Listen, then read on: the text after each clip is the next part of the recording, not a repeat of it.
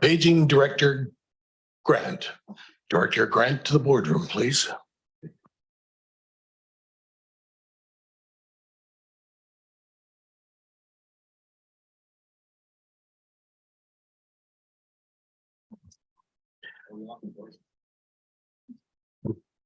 Good morning, everyone. Oops, that was loud. I apologize. Well, we are at the Civic Room, the Comox Valley Regional District. And this meeting is not meant, is that correct? Is not meant for the general public input. Oh, there we go. Okay, members of the public who wish to speak at the meeting, they should contact the CVRD Legislative Service Department request. Appear for as a delegation. Live webcasts and recordings are available on the comoxvalley.ca. Where minutes and agendas today. Meeting will be hosted of the traditional territory, unceded territory, the Comox First Nations and the Comox Strathcona Waste Management Service. Area is located on the Coast Salish. I'm going to mess this up. Kawakawak, thank you. And the Nuchella, thank you. Territories. That was so close, eh? Not at all. Okay, so we're going to call the meeting to order and the approval agenda. Second. Discussion. All in favor? Opposed? Seeing none, motion is carried. Adoption of minutes. Wells and Grant. Discussion. All in favor? Opposed? Seeing none. It is carried. Business arising from minutes. None. Petition and delegations. None. Reports. None. No, I lied. Okay, the meeting is now terminated. Thank you very much for coming. Move one. You move one? Okay, second Wells, Grant, Wells. Report CAO. Thank you very much, Chair and Directors, and I'll refer you to Vivian Shaw, Senior Manager of Solid Waste Services. She'll present the financial plan report and recommendation and answer any of your questions.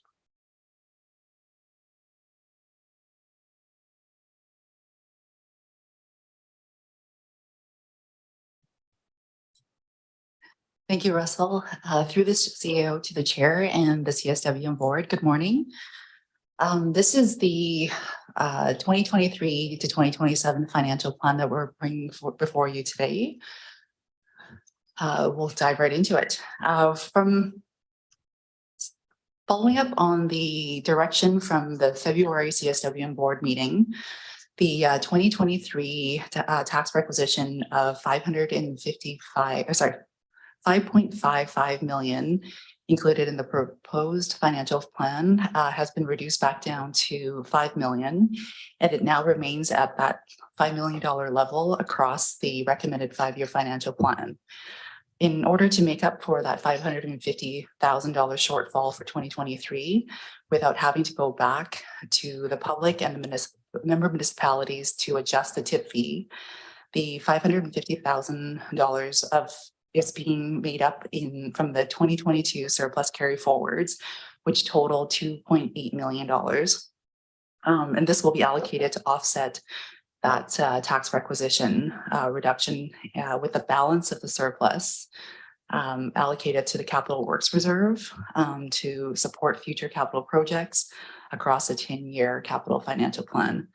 So as you can see, from 2024 onwards, we will need to make up that shortfall, in which we'll have to look at additional revenues increases required to meet that financial commitment.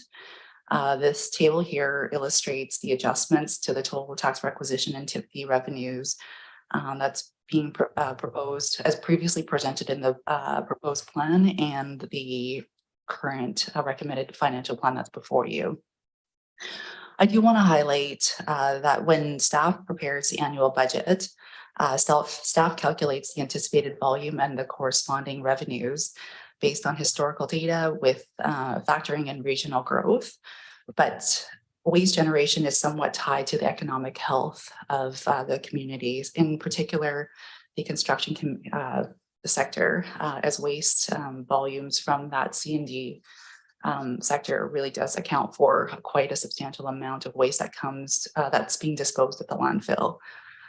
So we've had really strong regional growth in our communities over the past few years, and there are signs that this trend is starting to slow, which is evident by the tonnages that are coming into the waste management centers towards the last quarter of 2022, which is shown in page 2 of the report. The service is again starting to see that bit of stabilization of waste disposal and a bit of predictability when it comes to revenue generation, which will help us maintain a more of a stable budget moving forward in 2023. So all of this to say that this big surplus that we saw this year for 2022 and over the past couple of years as well is not normal, and we can't come to rely on the surplus alone in order to make up the shortfall in future years.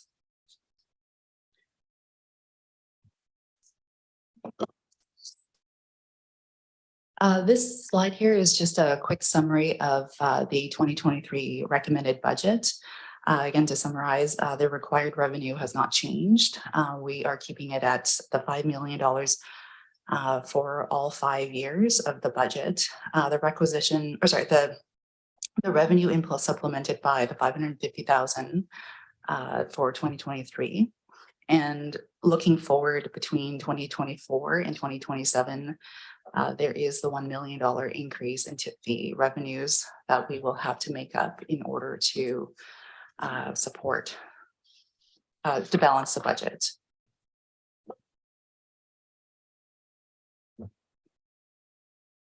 This is the breakdown, sorry, it's not the estimated, this is the actual, the heading is incorrect, my apologies.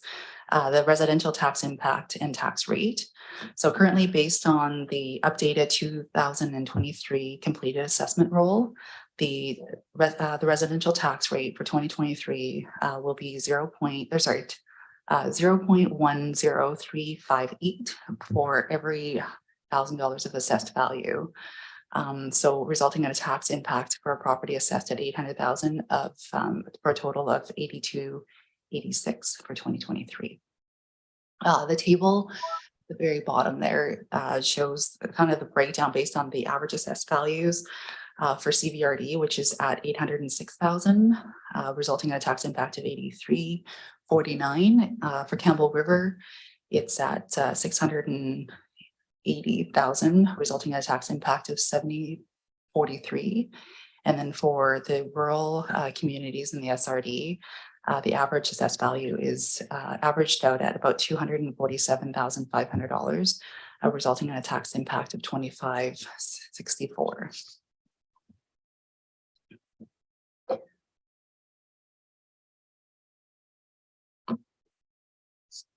I wanted to just explain a bit of the $2.8 million in surplus, just to break it down, again, to illustrate that how abnormal of a year it was.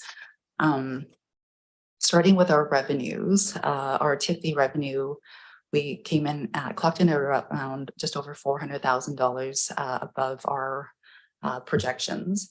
The 2022 tonnage we had anticipated was roughly about 63,000, coming across 3 main categories. That's municipal curbside collection, waste volumes, IC&I, so the industrial, commercial, and institutional volumes, as well as construction and demolition waste. At the end, when we did our reconciliation at the end of 2023, we received just under 3,000 more tons than projected. So this amounted to roughly about the $400,000 in the revenue variance that you're seeing. For scrap metal and battery, again, we have seen a bit of an increase in volumes, but it also translated to, it was also a result of the fluctuating commodity prices. We are starting to see a rebound in the scrap metal pricing for 2023, and which correlated to these variances that you're seeing before you as well. And then for EPR, This has been pretty much across the board, but with Recycle BC being the bulk of this line item here.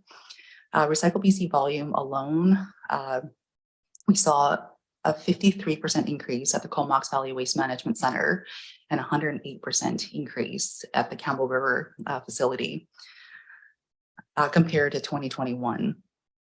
And also just for perspective, compared to pre-pandemic tonnages across our service area, we saw roughly about a 60% increase in recycling volumes. So yeah, that's roughly about $300,000 is primarily driven by our Recycle BC initiatives. And then on the expenditure side, we did come under on a 5 key line items, being the operating contracts, predominantly the one from Campbell River, given that we had a bit of a delayed start with the commissioning of that facility. So the money that we had allocated towards the operation of that facility for 2022, we obviously didn't realize, so resulting in roughly about a $700,000 variance on that line item alone. Then we have a bunch of professional fees that we did not realize, amounting to roughly about $150,000. The rentals and leases for equipment and machinery was another 100, roughly about 100, and minor capital that we have not completed yet. So that was another 120, roughly about $120,000.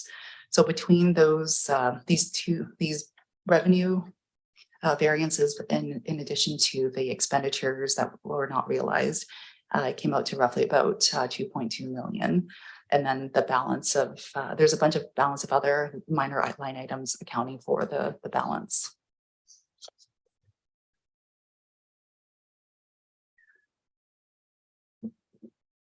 So just wrapping up, looking forward, we're going to be diving into this a bit more at our June roundtable on June 22nd in preparation for the 2024 budget.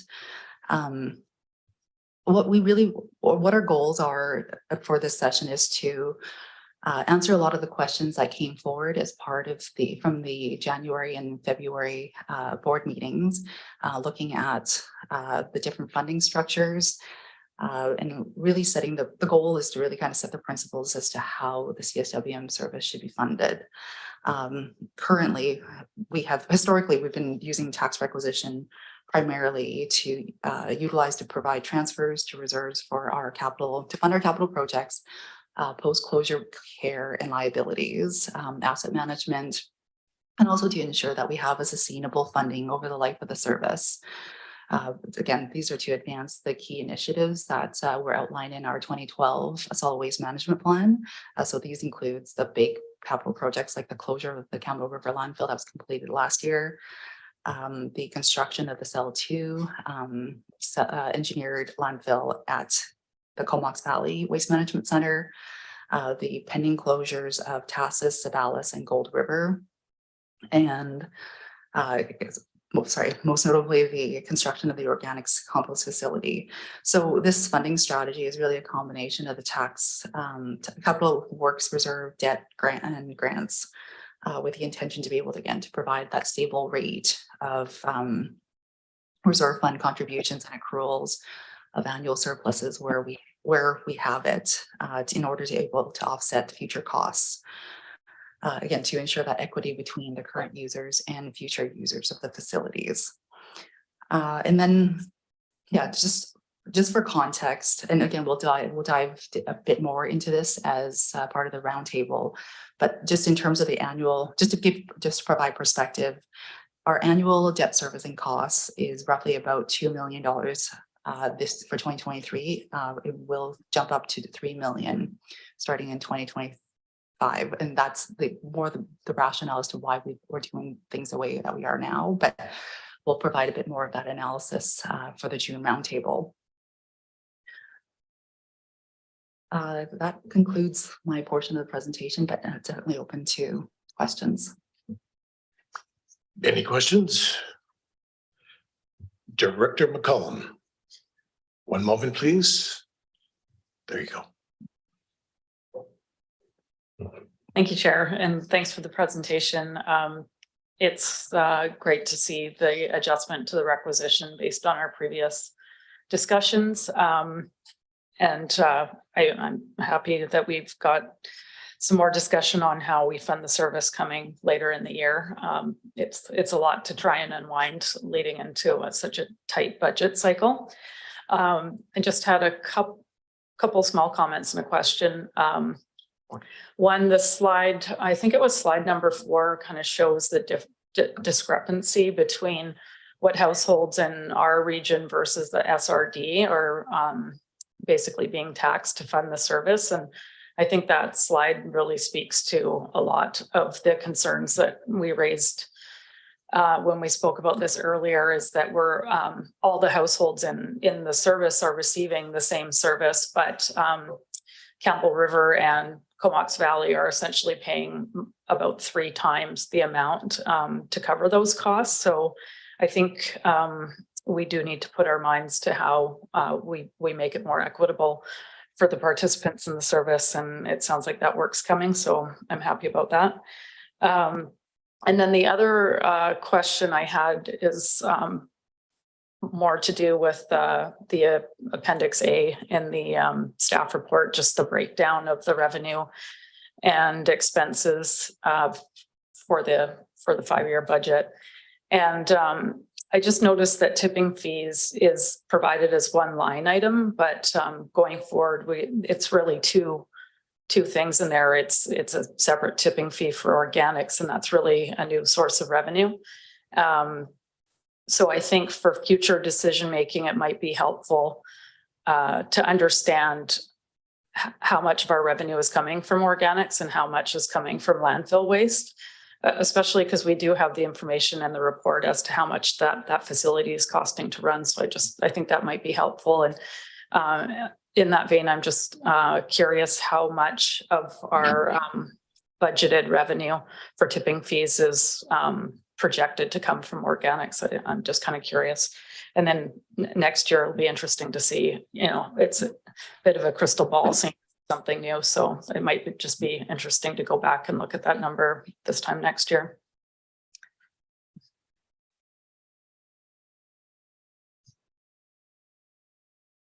Thank you. We certainly noted that about slide 4, and we'll go into a bit more detail as the June roundtable.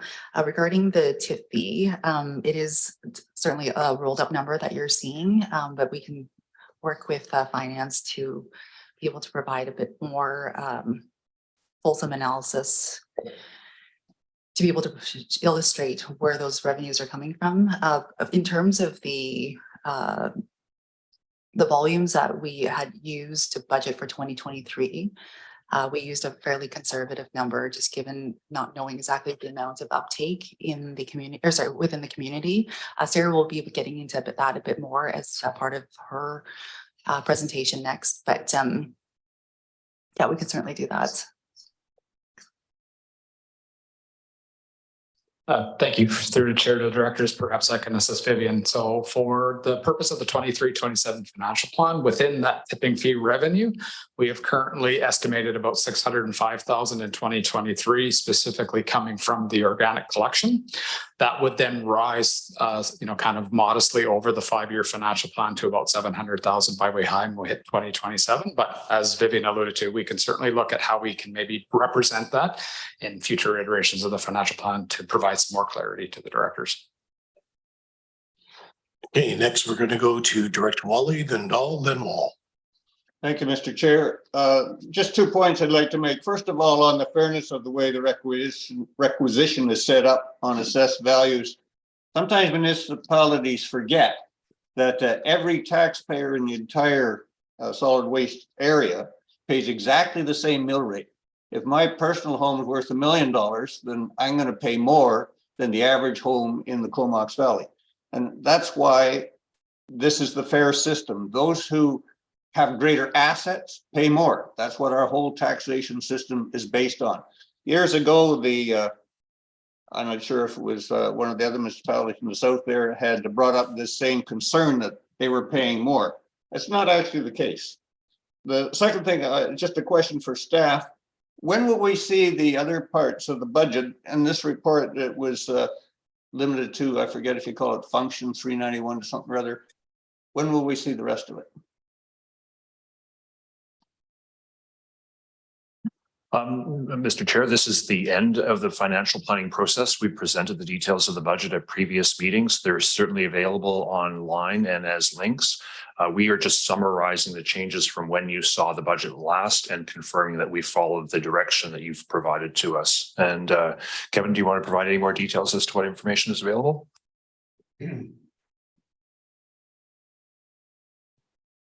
Thank you through the chair to the director. So yeah, what's included within your package is the full recommended financial plan for the entire service. We are noting it as function 391, but in essence, that also includes a number of sub-functions, which includes things like the organics and the landfill closure and our leachate treatment facility. So that is all rolled up in the information that is provided to you.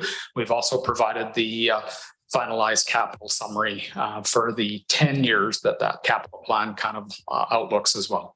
Well, thank you for that, if I might, Mr. Chair. The problem I have is in the previous budgets, I went through them as carefully as I could, and I was looking specifically for the same line items that I always look for every year that we do a budget, and those are specifically the ones that affect Area A here in the SRD, just to ensure that there isn't any reductions in the amount that the board pays towards our solid waste cleanup there at our weekends in the main road yard. And there was something else there, I forget what it was, but I didn't see those this year. So if staff could just confirm there haven't been any reductions, then that's all I need to know. And through the chair to the director, more than happy to reach out to you, Director Wally. I mean, at this point, we did modify the financial planning policy back last year and really just to streamline what was being provided to the board. So at this point, we provide the fulsome summary in addition to the breakdown on a project basis by capital. But if you have interest in any specific items that impact your committee, I'm more than happy to reach out to you as I have in the past and provide you those details. Thank you. Thank you, Director Dahl. Thank you, Chair. This is Director Kerr. I'm in the boardroom up here in Campbell River with Directors Dahl, Sinnott, and Lanyon. I've got a question. Thank you, Vivian, for the report. I've got a question for you on Appendix A. And scrolling down to grants, unconditional local government, I see that in the 2022 budget, it was 350,000, 2023 budget, 300,000. Now it's been identified by staff that there has been a local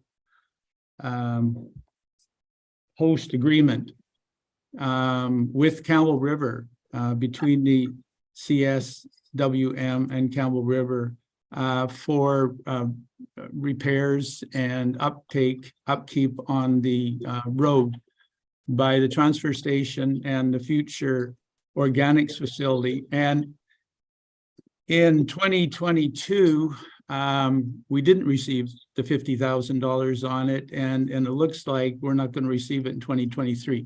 Now, the first question is that 50,000 change part of that, or is this something else?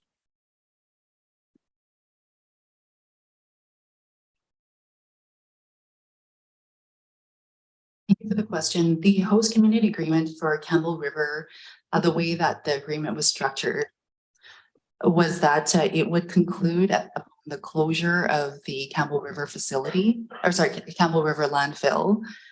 So that we received the last ton of waste on May, I think it was May 4th of 2022 last year. So it was prorated to that amount, or sorry, to that date. And the way, again, based on the structure of the agreement, it was to provide compensation to the host community for the landfill itself, not necessarily the transfer station operation. So that's why it's not, it wasn't included as part of the 2023 budget. Okay, just following up, what is the status of negotiations in terms of it being reestablished, starting, once the organics facility starts up? There is still significant traffic on that road. Cumberland has received a grant for many years on their facility down there. What is there any conversation about reestablishing that moving forward? Mr. Chair, not at this time. We've not been directed by the board. The host community grants were something that were negotiated by previous boards at the time when the plan was adopted moving forward for landfilling and the closure of Campbell River. So it's not contemplated, and staff have no direction to negotiate a community agreement on the basis of the organics facility. And at this time.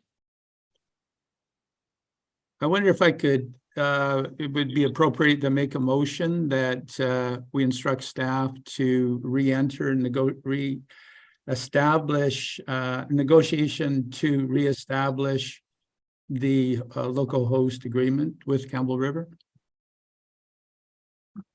Mr. Chair, right now you're on receipt. Certainly a resolution could be considered as a new item of business for consideration. My advice to the board, though, would be that a lot of consideration was given to the location of the organics facility, and it would have been appropriate perhaps at that time for that host agreement, if necessary, to be negotiated at that time.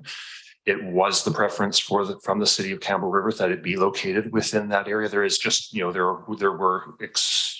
there were circumstances surrounding the selection of that site that was relevant at the time of negotiation and establishment of it at that area, and no host agreement was considered.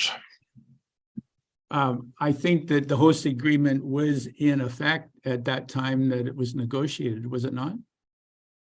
Yes, but as the senior manager Vivian said, it was in relation to the landfill itself, not other facilities. But having said that, we'll take the direction of the board. It's just I'm providing you my insight and advice.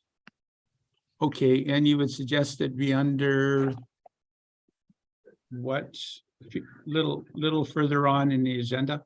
Yeah, we'll put it under new business, Director Kerr. Okay, thank you.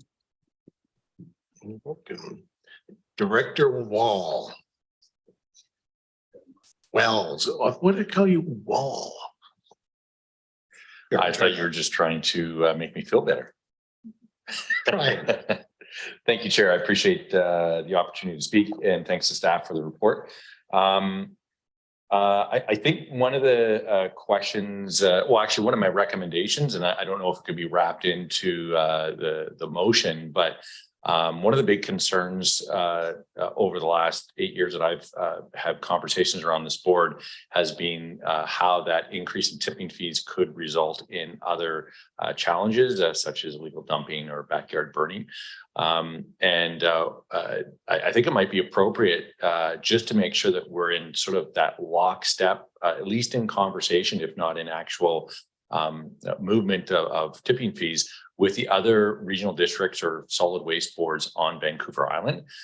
So my recommendation would be that our chair or co-chairs are communicating with those other chairs as well, and staff, I would say, to make sure that there's awareness and just so that can be mitigated as much as possible. So if they know that we're increasing, then they may increase as well, if that makes sense. That's the first thing. And then the second thing, just to Councillor McCollum's point on tipping fees being, that pay to play, like there's different ways to say what's fair. Obviously, a mill rate is one way of saying it, but the usage that you use is another way. And so I would agree with, I think, Director McCollum in that that tipping fees do provide a way of saying, if you use this much waste, this is how much it costs you. So there, again, I don't think we're necessarily going to get rid of our requisition. I remember, I think at the last meeting, somebody threw that out, and it's something that I just really never contemplated. My years on here, just given where things were. But if we moved in that direction, I think it's good. And kind of alluding to my previous comment, just being really clear on some metrics around illegal dumping and potentially even how that might affect backyard burning, which in some of the municipalities is illegal, but I think in some of the regional districts in some areas it might still be legal. So thanks. Okay, thank you. We're on receipt. We have the first, second. Any further discussion? All in favor? Opposed? Seeing none, carried. Recommendation that the 2023-2026, I'm sorry, I keep waiting for these guys to jump right in there. So there was a hesitation. I'm sorry. Oh, bang the mic. Director Wells? Well, so that I don't have to ask for an amendment later, I'd like to move this motion. I think we can all read it, but with the amendment or the addition that our co-chairs communicate and staff communicate with other solid waste boards on Vancouver Island of our movement on tipping fees, so that they're aware of it and to see if there's opportunities for. Mr. Chair, given that there are two separate and distinct ideas, I suggest maintaining the recommendation and debating that first, and then bringing forward a subsequent for more information or information sharing on tipping fees as a different direction under a different motion. So moved. Second. Second. There it goes. Director Grant is second. Any further discussion? All in favor? Sorry. The motion, the recommendation that we have now is Boo second. And he's going to make a subsequent after this. That's correct. I actually followed that. I'm just saying. You're getting good. I'll tell you, a little practice and who knows. So we had the all in favor. We'll do that one more time. Anybody opposed? No. Director Wells, subsequent. That our co-chairs and staff work with other regional districts on Vancouver Island to coordinate the increase in tipping fees. I don't, is that clear enough? Do we have a motion? Do we have a second? Director Grant, sorry, Director Director Rice, there you are. Discussion? All in favor? Oh, do you have your light on? I apologize. Director McCollum. I actually don't support this motion at this time because we have a conversation coming up on tipping fees and the tax requisition in June. So I don't really see a lot of value in asking the chairs to coordinate with other regional districts about tipping fees in advance of having a more detailed discussion on the matter. So perhaps after we've made some decisions on that topic would make more sense for the timing of this motion. I'm not in support of doing this work now. Thanks. Thank you. Director Wells. Yeah, maybe I'm jumping the gun. I was under the impression by the changes we were making that would actually have to impact our tipping fees. If that's not the case, I'm comfortable with it. Regardless if it does affect it, but we're going to have a larger conversation. I know there's going to be a conversation in June. I'm happy for it to I mean, it could sit and happen then, or we could pass it now and say have it after to actually start those communications afterwards. So it's up to you. You made the motion, I believe. Actually, maybe I'm asking. I conflated two things there. Maybe I'm asking staff. Okay. Does this start in motion affecting our tipping fees? No, we don't know what the impact is yet until we have the round table and the board puts its mind to it. And the soonest tipping fees would be increased would be 2024. 2024, right? Okay. Yeah, I'm happy to rescind this if that seems to be a better timeline. And then again, maybe I'll ask staff if that seems to make better sense. Rescind, folks. Any objection to rescinding? Okay, well, then it's rescinded. Thanks. So we'll move on to number 2. Solid Waste Management Plan Renewal Phase 1 Consultation Summary. Report dated March 2nd, 2023 regarding the results of the community consultation in the first phase of Solid Waste Management Plan Renewal for Receipt. Sorry, that was Director McCollum, and second was Director Sullivan. Thank you. Discussion? Thank you, Chair and Directors, and Sarah Willie will present this report and the results and answer any of your questions. Thank you through the CAO to the chair. So we had a great consultation that occurred in November and December last year on phase 1 of the solid waste management plan. Weigh in on waste was the theme or brand that we went with. And that was developed in consultation with a consultant that was hired, as well as with great support from our communications team here at Comox Valley Regional District. So just summarizing the campaign, again, it was November 14th to December 5th, 22 days. We were really successful in broad reach across the entire CSWM area, including rural and remote and First Nation communities. We also complemented our social media, our newspaper, our radio. It was really a full suite of communication tools that were used with some in-person engagement as well. And that was held both in the Campbell River area and Comox Valley, and some postering that occurred as well in communities and on islands. So the real goal of this initial phase of consultation was to make sure that our stakeholders and residents were informed of the process, and that we were consulting with them on their concerns and interests and their satisfaction level with the current solid waste system. So the information that we've gathered here is going to inform the process moving forward, and certainly just the beginning of multiple phases of consultation. So we've summarized for you here a few highlights from the report. It's certainly comprehensive, and we can speak to any other aspects, but with organics being top of mind for a lot of communities, we broke it out into 3 different groups. So for those communities that had curbside food waste collection at the time that the survey was completed in November, December, so Cumberland, Comox, CFB, we took a look, and this is a combination of 2 different questions. So just to give some context to interpreting this chart, we asked folks what their primary means of managing food waste was. And we also asked them what their level of satisfaction with that primary means was. So by combining the 2, we can see where folks are most satisfied and where there is room for improvement.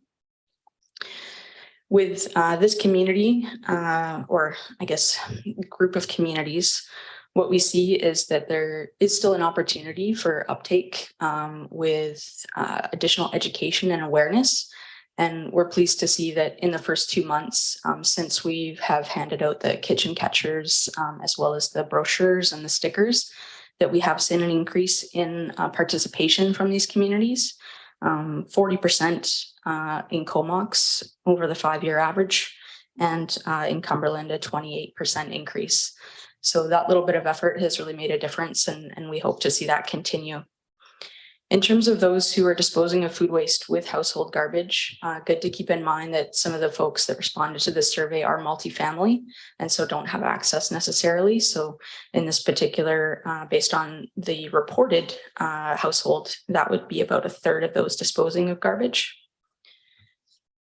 And the other area to note is just the use of personal composters, and that's not necessarily a bad thing and is in line with expected results based on other communities' work that they've done. So the second grouping is those communities that'll be transitioning, or were at the time to be transitioning, to curbside food waste collection. So we've gathered up City of Courtenay and City of Campbell River responses.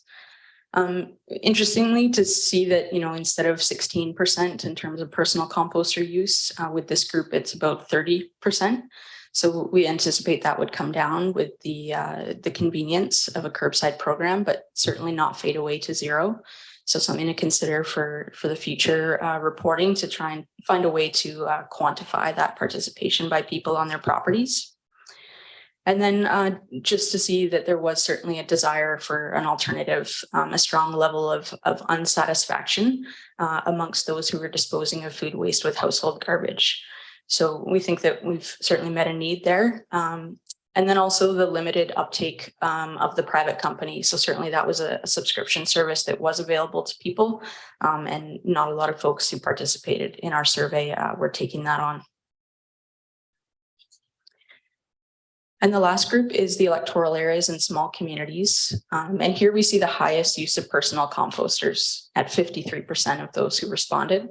And I think that that's certainly reflective of the community values and the property sizes and way of life on for these folks. So definitely something to reflect on, as we move forward with our organics diversion initiatives, as to, whether the efforts to implement something formal or, organized through pickup would be best applied here, or whether we should continue with the emphasis that we have right now, which is our rural education contractor supporting backyard composting, as well as where opportunities exist, looking at small community level composting.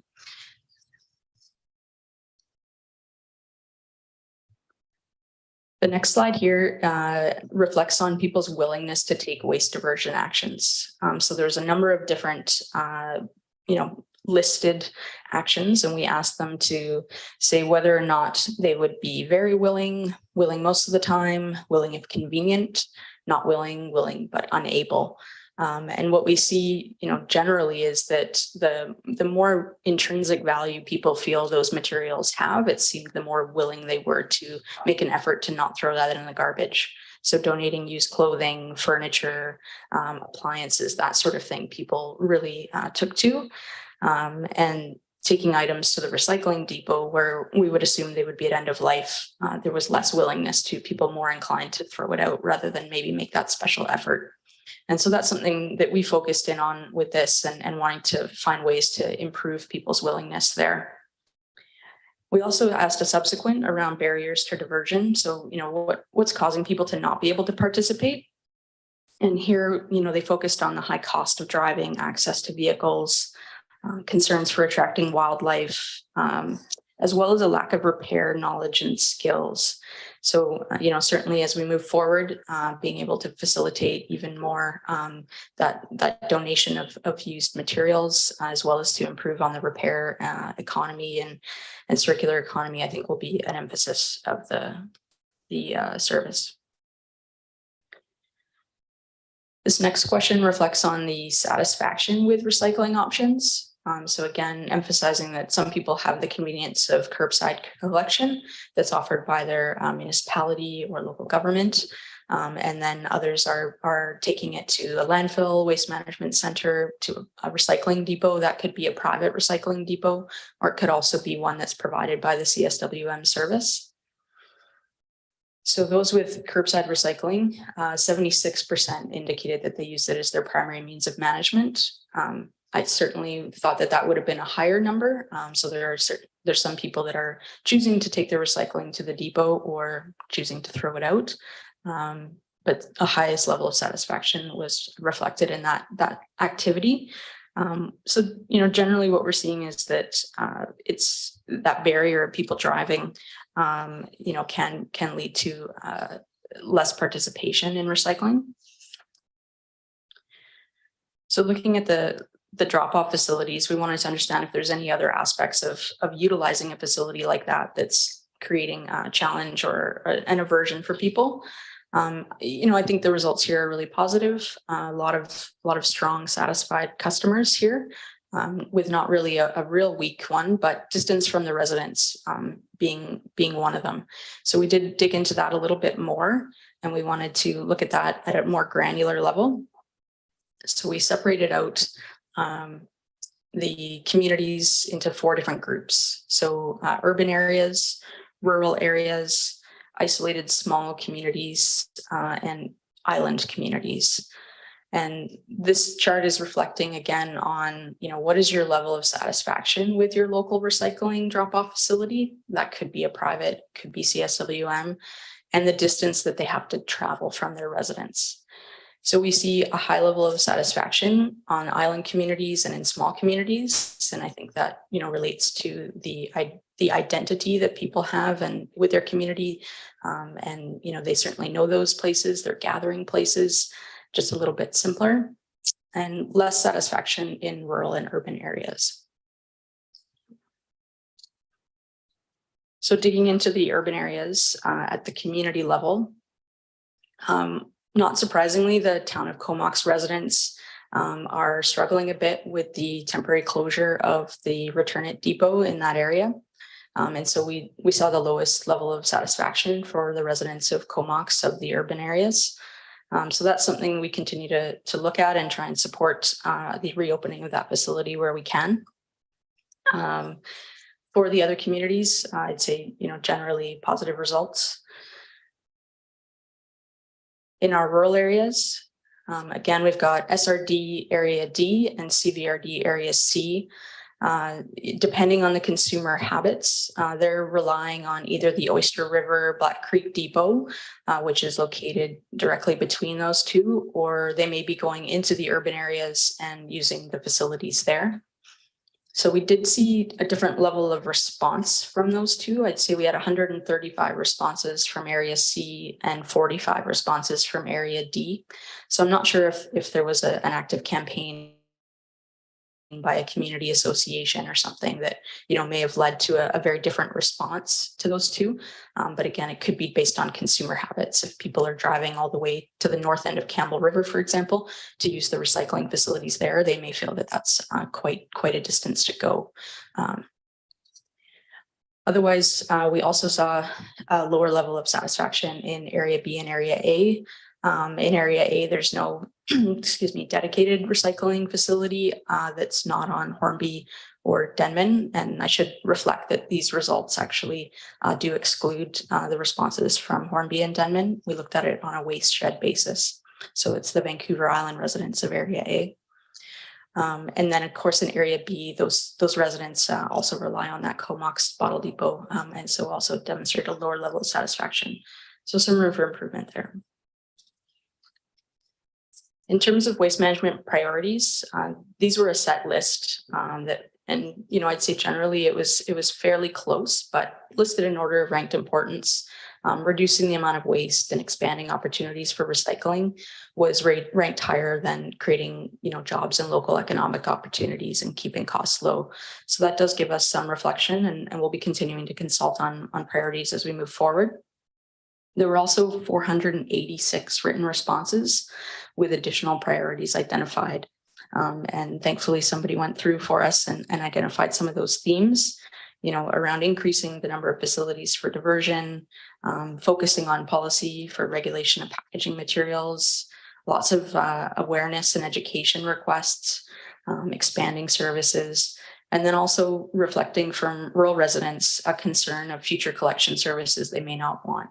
So that's also good to highlight. And then I just wanted to take this opportunity to reflect a bit on our First Nations community consultation as well. And that's ongoing in parallel. So within the survey, and we did see responses from each of the communities except for Mochilat First Nation, but we did engage with each of them through this process. We've provided them with posters. We've linked social media where they've requested that. And we've also invited each of them to participate in the advisory committee. And so they're welcome to join us at any time. We're also offering, operational support, and that's continued and ongoing, but it's certainly a time to kind of refresh that offering, and we're seeing some uptake there. So I think that's really positive. And we continue to engage as well with our additional stakeholders that were identified through the ministry database. So we have, in addition to our 10 community nations where there's residents that are relying on the CSWM service, there's also 37 additional nations that we've been consulting with, and we'll continue to make them aware of the process as we go forward. Thank you. I'm here to answer any questions. Okay, we're gonna start with Director Sullivan, I believe, is 6. Is he 6? No, I lied. Oh, sorry. We're gonna go to Director Jolicoeur first. Apologize. And I gave it to the wrong one. Okay, that worked well. Let's go back to 6. Are you there yet? Thank There you. we Yes, go. I'm here. Thank you, Chair. I'm sitting in for Director Cole Hamilton today. Thank you for the presentation. Just at the end, I got real curious about that First Nations slide. I'm wondering if you can speak to some examples of operational support that you alluded to at the end. The breadth of what that would look like for nations, and if there have been any identified gaps that nations have shared with staff that would be supportive that we are currently unable to provide. Yes, so in terms of operational examples, with the Hamilco Nation, for example, through this consultation, they identified an Earth Day event that they were considering hosting. So, we've offered to come to site and support with a cleanup event, have a booth, that sort of thing. We're still waiting to hear confirmation back from them that works for them and they'd like us to come. There's some other nations that have curbside programs within their communities.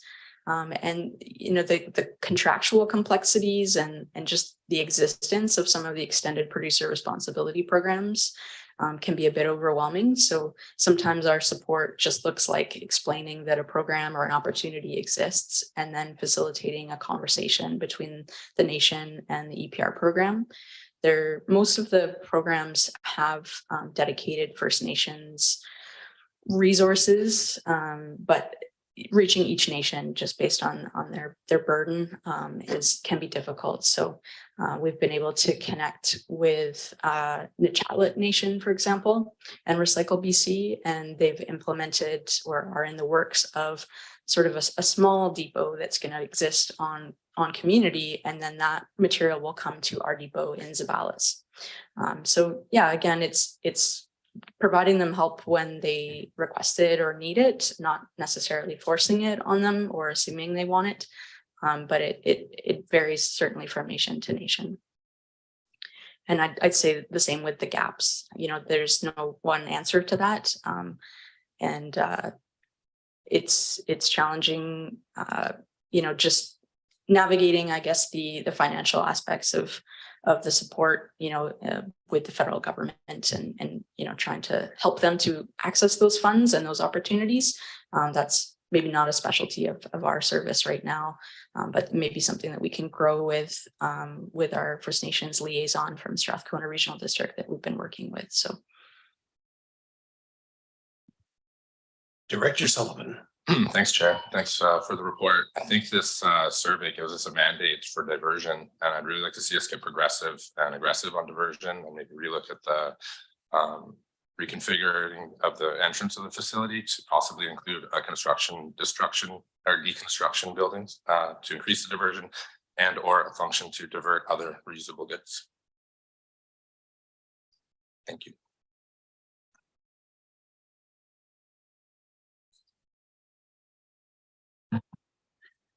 Okay, so that was on receipt.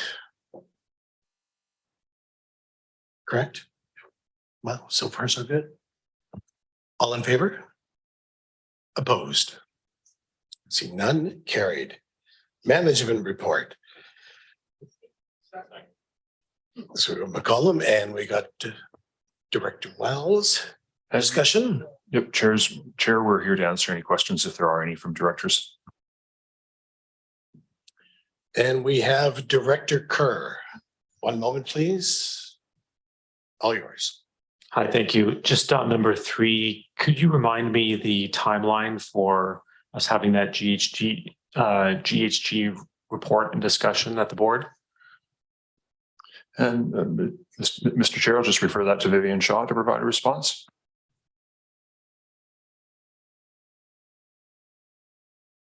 We'll be going out to procurement very shortly, and we're hoping to be able to have that by fall as part of our technical assessment as part of the solid waste management plan review, and we'll be able to report back through that process.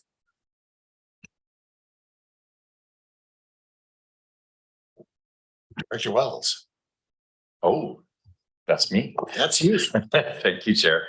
Yeah, I just, one of the things, and it twigged on me when Director Kerr was asking his question, is that, and I really, really like the management reports. In fact, we've implemented a similar system at the City of Courtenay.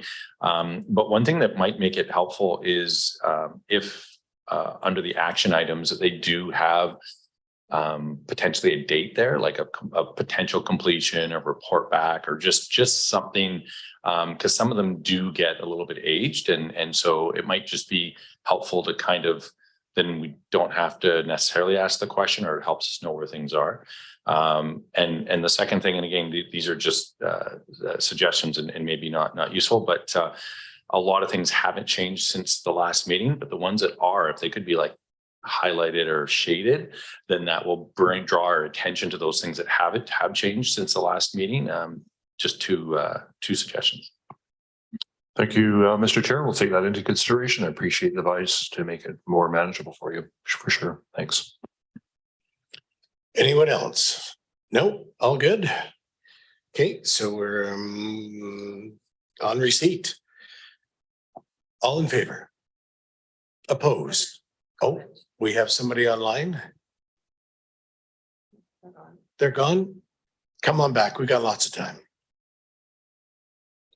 No. Okay. Opposed? Seeing none. Oh, Director Wells. No, that's old. It's, oh, you're in a hurry to leave. I see. Let me just slow this down a little bit for you. Each bylaws and resolutions? None? Okay, under new business, Director Kerr.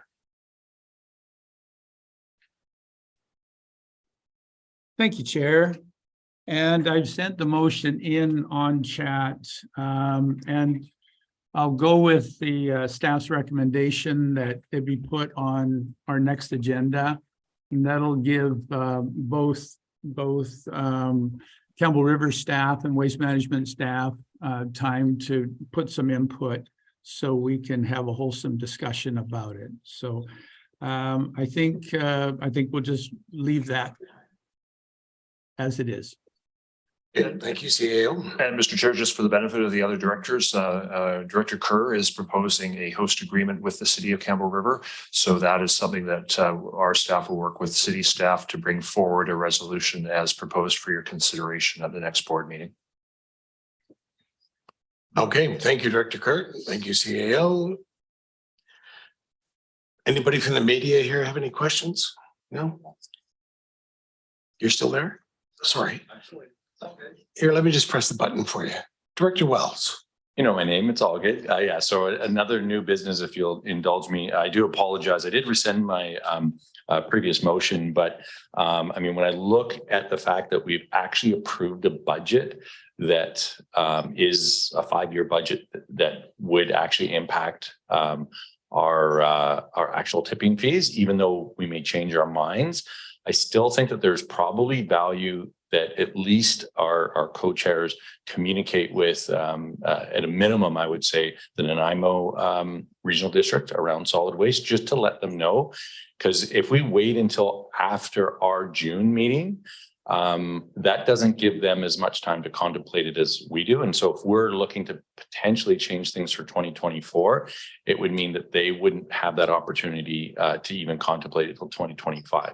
So that, you know, and I again, they may be totally for or against, or it may not impact them at all, but it's just really just so that they courtesy, so that they're aware of what we're contemplating.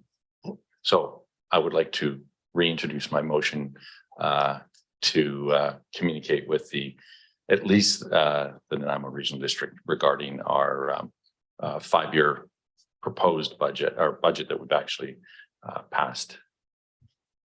Director McCollum.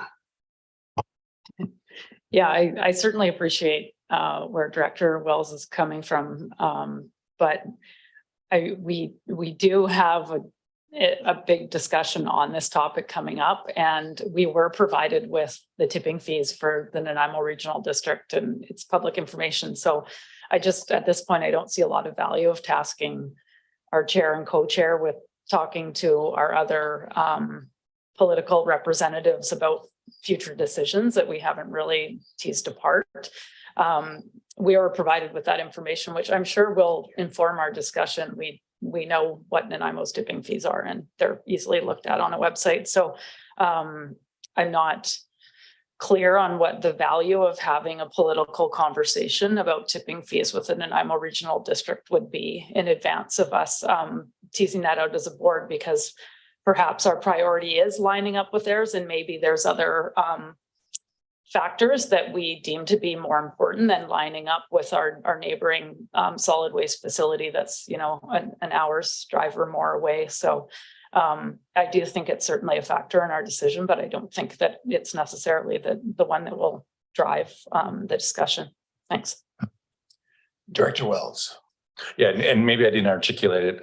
Really, it's just a courtesy to let them know of what our 5-year intent is that we voted on, but also to get some feedback. I fully concur that we're able to look onto a website and Google these fees, but that doesn't tell us what their potential intent or feelings are in Nanaimo or anywhere else. So that it was really just to give an opportunity for that. Anyways, I've made the motion. I don't think it's been seconded unless somebody wants to second it. Director Rice is second, and we're going to go to Jolliker, Director Jolliker. Maybe. Yes, we will now. Thanks, Chair. My question, I guess, is for staff on this motion. I guess not being an expert in solid waste, really curious around what the value of coordinating with our other Vancouver Island regional partners on this, given from, you know, my limited understanding that each region would likely have different inputs and outputs in terms of costs, the size, the scale, the region, the extent of the Strathcona region just in itself comparatively to the Nanaimo region. And so I'm just wondering what potential value or considerations could be from a island approach that can be provided through a process of coordination across different regional districts. Mr. Chair, our staff meet on a regular basis with the other staff of solid waste services across Vancouver Island. And this is always a topic of discussion so that they're all kind of aware as to where each district is going. So at the staff level, we have that, and we always bring that information forward for your consideration when tipping fees are being considered. Having said that, the proposal here is for a political discussion, and staff would support that if that is the direction of the board.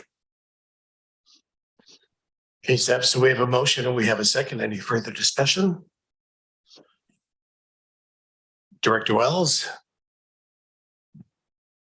There you go. Yeah, and things may have changed, but I know one of the concerns and why I think there's some value in it, and really the main value is if tipping fees become too separated between areas, it could actually mean that solid waste gets taken someplace else because the costs are like the cost savings are so much higher. And so a contractor might actually save money by going someplace, but obviously has a negative GHG impact. And so that's, to me, that's the balance I'm looking at. Yeah, thank you to Director Wells for some of that context around the value. The motion as it's listed here doesn't speak to a timeline of communication, and given some of the comments from Director McCollum around the June conversation, I'm wondering if Director Wells can speak to a timeline and what he's thinking for the motion. I just want to apologize. It's taking as long as I didn't think I had a seconder, but I think to simplify things, it could be a letter that just spells out our 5-year financial plan and that we're going to have this discussion, and invites the other chair or chairs, depending on that communication across the island. Again, if it's a letter, I could invite them if they want to continue a discussion. So it might not actually result in a real conversation, but just again, that courtesy so that they know what's happening. So I think it's fairly low in terms of impact of time and stuff like that. And that a letter could be immediate, I think.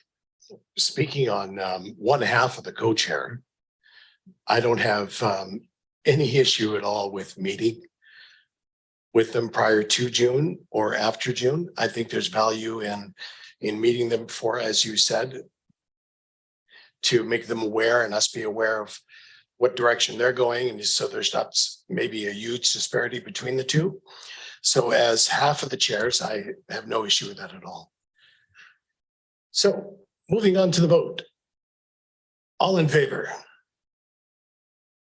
of the chairs. Sorry, should I read we're still on that motion that we brought up a half hour ago?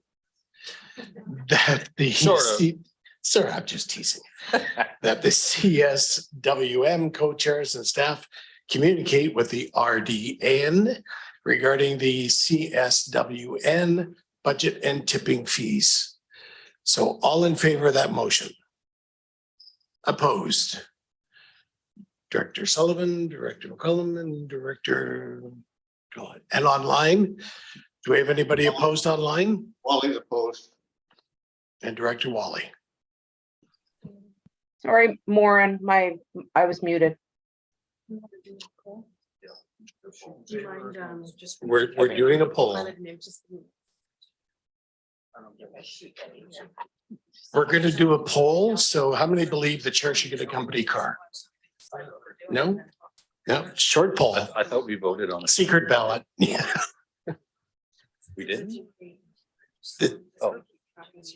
Okay, this is a weighted vote. We're going to start with Daniel Auger.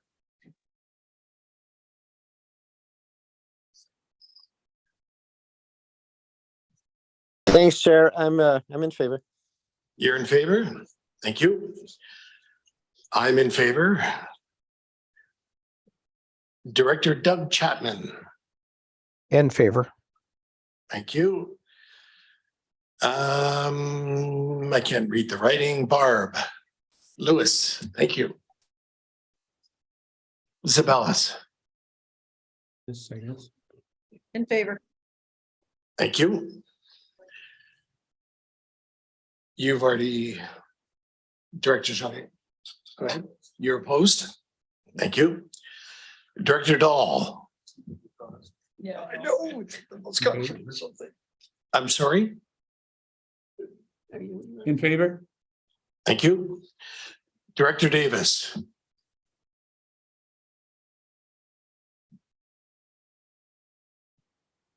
Director Martin Davis, TASIS.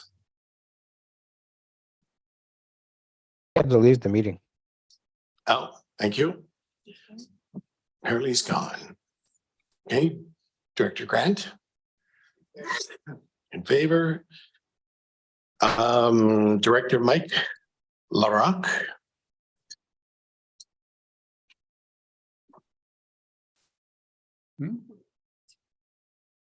What's the argument? Director LaRock. You've disappeared. Geez, I can't even keep a crowd. Here we go. Okay, and after we've got Director Hardy. In favor. Director Wells. Are you in favor? Oh, I'm sorry. Did I catch it at a bad time? Okay. Okay. Director Jonathan Kerr. You. Director Ron Kerr. In favor. Thank you. Director Sullivan. Opposed. Director Lanyon. In favor. Thanks, Ben. Director Lott, there's an X there, so it's not here. Director Mawini. Just wave. There we go.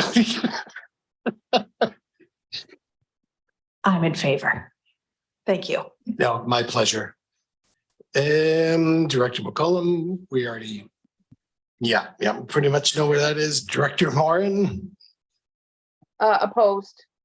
Thank you. Director Rice. Director Sinot. Yeah, I'm in favor. Director Wally. Opposed. Thank you. Director Vanesh. In favor. Thank you. It sounds to me like the motion is carried. Yeah, can we do that on everyone? That would be every motion that comes forth. This is what we're gonna do. Okay, so we're moving on. Well, you don't want to move on? I'm sorry, I haven't gotten there yet. Geez, everybody's in a rush. Okay. I guess we're moving to termination. We got Director Mawhinney and the combo of Director Grant Wells is the on the number 2 spot there. Anybody want to talk about this before we leave? No? Should we do a poll? Let's start from the beginning. Okay, thanks, folks. Have a wonderful day.